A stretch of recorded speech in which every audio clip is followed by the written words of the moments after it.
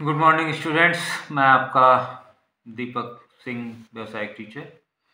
Radio and रंगीन television कक्षा 11 में की बुक है ये। इसके बाद 12 की होगी, तो कुल 3 चैप्टर। इसमें 5 पेपर होते हैं, जैसा कि यहाँ आप देख पा रहे हैं। प्रथम प्रश्न पत्र तरंग एवं ध्वनि का सिद्धांत, और दूसरा है विद्युत और चुंबक।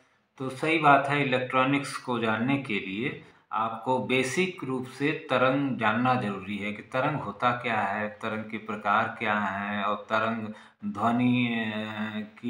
ध्वनि तरंग से कैसे संबंधित है, ध्वनि में का कितने प्रकार की है, कैसी है। तो ये ध्वनि की चाल क्या है, v=n लैम्डा क्या है। साथ ही साथ परिभ्रामी तरंग को आप जानेंगे, और तरंगों का परावर्तन और अपवर्तन। अगर हम थ्योरेटिकल जानें तो थ्योरेटिकल और छोटे से न्यूमेरिकल तरंग और आयाम, जैसे तीव्रता और आयाम में अनुपात का संबंध हुआ, आवृत्ति और तरंग का तीव्रता का अनुपात का, ऐसे सवाल भी आते हैं। तो ये भी हम आगे देखेंगे। आइए शुरू करते हैं हम लोग। पहले इसका कुछ बेसिक चीज़ें जानना, जैसे कि यहाँ पर दिया हुआ है इलेक्ट्रॉनिक्स का तात्पर्य है कि इलेक्ट्रॉन के का अध्ययन आप कह लीजिए, या इस तरह से भी आप कह सकते हैं कि इलेक्ट्रॉन जो होता है उसका व्यवहार किसी विद्युत सर्किट में इलेक्ट्रॉन के प्रवाह के कारण ही उत्पन्न होता है। सही बात है, इलेक्ट्रॉन का प्रवाह ही इलेक्ट्रॉन के प्रवाह के विपरीत दिशा को हम विद्युत धारा भी कहते हैं। ये आप इलेक्ट्रॉन का प्रवाह अगर करें तो, प्रोटॉन का प्रवाह करें तो प्रोटॉन आपका प्रोटॉन प्लस होता है, तो प्रोटॉन के प्रवाह की दिशा को हम धारा कहेंगे। या इलेक्ट्रॉन का अध्ययन करके इलेक्ट्रॉनिक्स पढ़ रहे हैं तो डीसी हमको पढ़ना ही होगा। तो इलेक्ट्रॉन के प्रवाह की दिशा अगर इधर है तो धारा इधर होगी। इतना बस आपको याद रखना। ई नेगेटिव और ई पॉजिटिव, प्रोटॉन की दिशा और इलेक्ट्रॉन की दिशा अपोजिट होती है, प्लस माइनस इस तरह से। यही चीज़ आप धारा की दिशा होती है। तो इसमें हम इलेक्ट्रॉनिक्स इसको कहेंगे।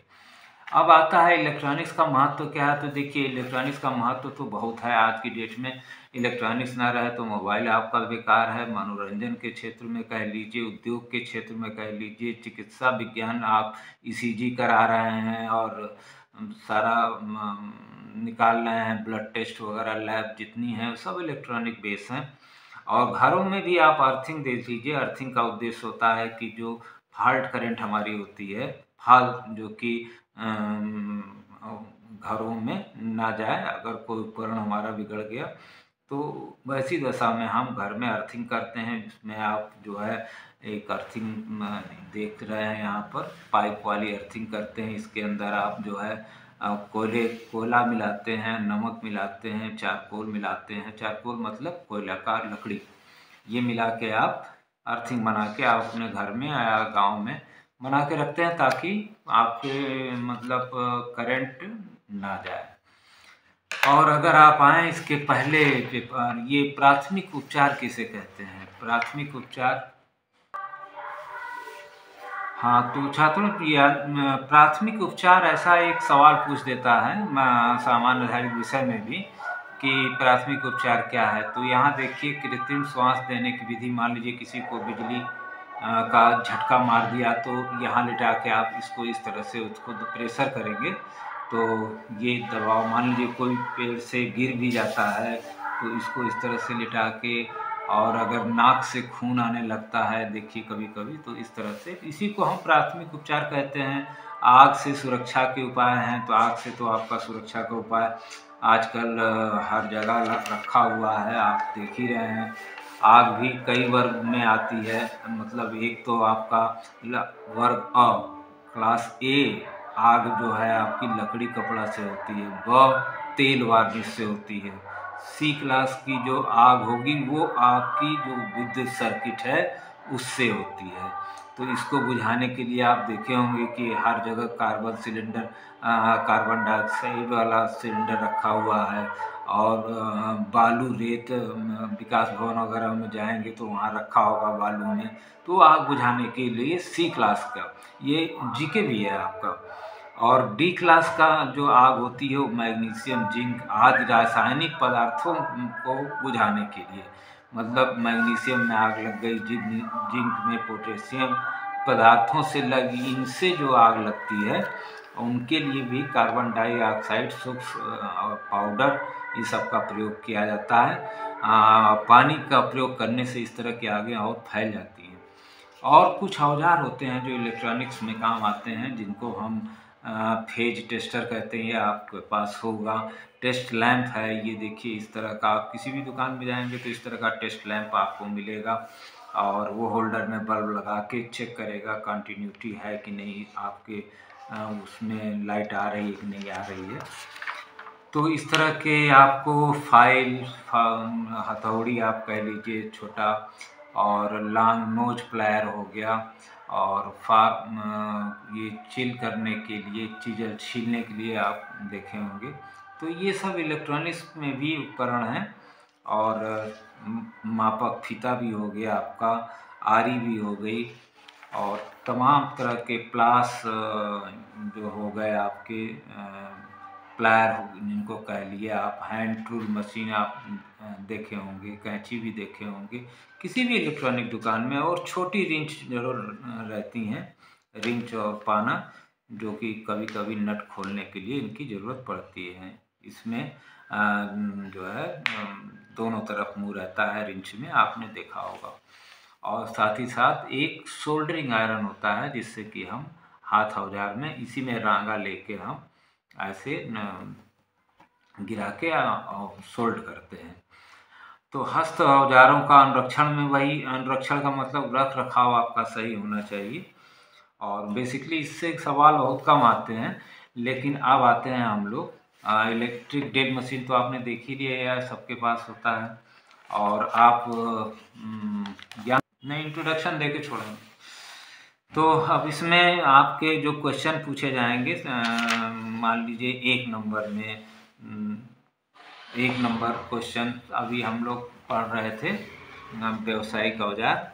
तो इसमें आपका 1 नंबर 2 नंबर के क्वेश्चन आपके पहले आएंगे। तो 1 नंबर 2 नंबर 10 नंबर तो इसी तरह से रहता है, आप चाहें तो आराम से ले सकते हैं। जैसे ECG एक उपकरण है, किसका है भैया? तो इलेक्ट्रॉनिक का है। तो यही सही बात है, जितनी ECG छोटी मशीनें हैं वो DC पे चलती हैं, AC पे नहीं चलती। AC दी जाती है लेकिन अंदर से वो इलेक्ट्रॉनिक होता है। इलेक्ट्रॉनों का प्रभाव कहाँ संभव है? तो इलेक्ट्रॉन ठोस में भी चलेगा, द्रव में भी चलेगा, और निर्वात में इलेक्ट्रॉन का संभाव ये यहाँ पर ये है आपका संभव है। किस प्रकार की आग लगने से पानी का प्रयोग नहीं किया जाता है? तो विद्युत वाली आग जितनी भी लगती है इसमें पानी का प्रयोग में कभी नहीं करिएगा। कोयला, प्लास्टिक में आप कर सकते हैं, लेकिन विद्युत वाले में नहीं करना चाहिए, जो कि बिजली इलेक्ट्रॉनिक उपकरणों से लगती है। और रिक्त स्थानों की पूर्ति अगर आपसे पूछ रहता है तो इलेक्ट्रिक शॉक लगेगा तो उसे प्राथमिक चिकित्सा के रूप में कृत्रिम श्वास देना चाहिए। विद्युत शॉक से बचने में औजार जो हैं आपके पूरी तरह से इंसुलेटेड होने चाहिए। ये 1-1 नंबर के सवाल हैं। 220 वोल्ट विद्युत सप्लाई की आवृत्ति कितनी है? तो आवृत्ति मतलब 1 सेकंड में चली गई 1 साइकिल, तो 50 साइकिल पर सेकंड या 50 हर्ट्ज, यही होता है। इसी को हम लोग कहते हैं आवृत्ति। हर चीज़ पे 220 वोल्ट और 50 वोल्ट। अब मान लीजिए 2 नंबर के क्वेश्चन अगर आपसे पूछेगा तो 2 नंबर के क्वेश्चन, 4 नंबर के क्वेश्चन का उत्तर आपको जो देना है, 2 नंबर का जो देना है, 2 नंबर में आप जब पूछता है तो आप मान के चलिए कि आपको 5 लाइन लिखनी है।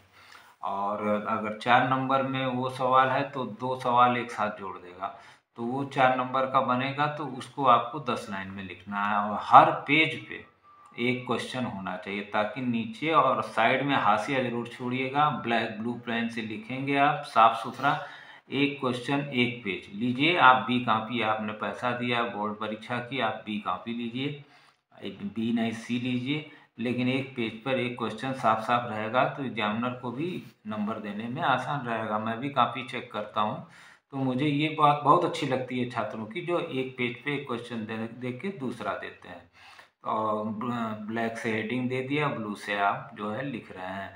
या फिर कहीं आपको 3 पेज में लिखना है तो आप उसमें और ब्लैक लगा लेते हैं। तो आइए फिर देखते हैं 2 नंबर में क्या है। तो इलेक्ट्रॉनिकी से आप क्या समझते हैं? वही इलेक्ट्रॉन के प्रवाह को हम इलेक्ट्रॉनिकी से समझते हैं। और इसका महत्व क्या है? तो मनोरंजन क्षेत्र में आप समझ रहे हैं अच्छी तरह से। आपके हाथ में मोबाइल है तो इलेक्ट्रॉनिक की देन है ये, और उस मोबाइल को रिसीवर करेंगे। ट्रांसमीटर तो कहीं और बैठा है, यूट्यूब का जैसे कह लीजिए या फेसबुक का कह लीजिए। तो ट्रांसमीटर वो लोग भेज रहे हैं, हमारे हाथ में मोबाइल रिसीवर की तरह से है। तो ये अर्थिंग का उद्देश्य समझाइए, फॉल्ट करंट को। ये वैसे बहुत कम पूछता है, लेकिन फिर भी आपको आना चाहिए। और अगले में बड़ा क्वेश्चन अगर जो आपसे 10 नंबर का पूछेगा तो इसी में देखिए 2 क्वेश्चन एक साथ जोड़ दिया। अर्थिंग से आप क्या समझते हैं? इसके उद्देश्य, लाभ, प्रकार विस्तार में बताइए। अब इस तरह से आपसे आप पूछ लीजिएगा मेलडी का प्रयोग बताइए, ये हाइगेंस का सिद्धांत समझाइए।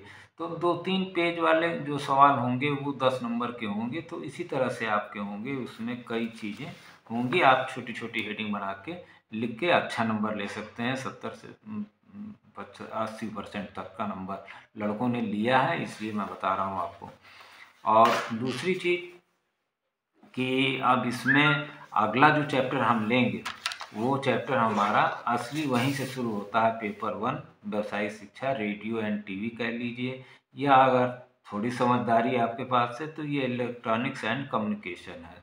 रेडियो एक सिग्नल का नाम है, वीडियो टेलीविज़न का नाम है, वीडियो सिग्नल। दोनों को अगर एक सिग्नल पर बैठा दीजिए, कैरियर वेव उसको बोलेंगे। जैसे ट्रक में आप बैठा देते हैं 2 सामान, और यही एंटीना हमारा कैच करता है और एंटीना से टीवी में हमारे आता है, और टीवी में ट्रक अलग कर दी जाती है, और फिर उसके बाद वीडियो सिग्नल और रेडियो सिग्नल आगे बढ़ते हैं। इसकी स्टार्टिंग जो है आपको कक्षा 10 से की जाएगी, जिसमें कि हम आपको मैकेनिकल वेव क्या है ये बताएंगे। मैकेनिकल वेव पहले आप जानेंगे, जैसे पानी में मार देते हैं ईंटा तो तरंग हो जाती है, तो असली वहीं से तरंग खड़ी होती है, तो इसको हम मैकेनिकल वेव कहेंगे। रस्सी आप हिलाते हैं तो ये सब मैकेनिकल वेव में आएगा। तो इसको हम अगले चैप्टर में लेंगे। आज तक का स्टार्टिंग जो है क्यों भाई, आज का स्टार्टिंग ठीक है? कोई क्वेश्चन अगर आपका हो तो पूछ सकते हैं इसके अंदर।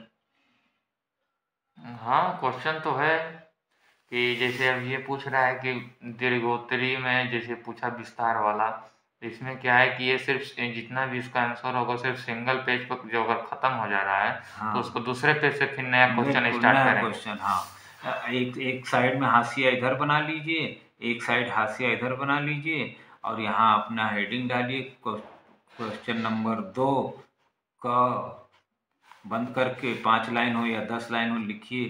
फिर मान लीजिए आपको वो प्रश्न आ रहा है, जो आ रहा है पहले लिखते जाइए, उसके बाद जो नहीं आ रहा उसके बाद प्रश्न 5 ख यहाँ लिख दीजिए। तो इस तरह से भी आप लिखते जाएंगे तो जो आ रहा है पहले वही आपका होता चला जाएगा। एग्जामिनर को भी अच्छा लगेगा, और मान लीजिए मैं एग्जामिनर हूँ तो मुझे ही अच्छा लगेगा, और लड़का ने नंबर दिया है तो वो आपको नंबर देता चला जाएगा।